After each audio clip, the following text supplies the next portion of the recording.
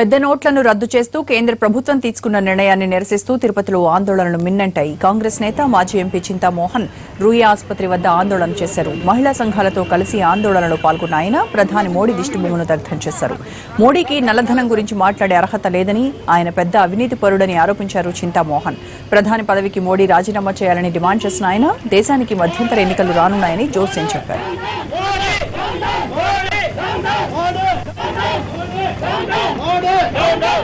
ఈరోజు దేశం ఆర్థిక సంక్షోభంలో ఉంది. మన్మోహన్ సింగ్ ఆర్థిక సంస్కరణ తీసుకొచ్చి దేశంలో ఆర్థిక పరిస్థితుల్ని మెరుగుపరిచాడు. మోడీ గారు తెలివి తక్కువ నిర్ణయం వల్ల దేశంలో ఆర్థిక సంక్షోభాన్ని తీసుకొచ్చారు. ఆయన అసలు ఈ నల్లధనాన్ని గురించి మాట్లాడే అర్హత ఆయనకి లేదు. ఆయన పెద్ద అవినీతి పరుడు.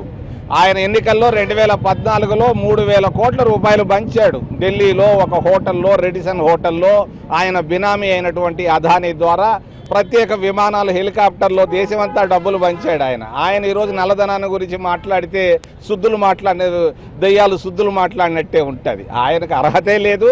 వెంటనే ప్రధానమంత్రిగా దిగి రాజీనామా పెట్టి వాళ్ళ పార్టీ ఇంకొక నాయకుడిని ఎన్నుకుంటే బాగుంటుంది.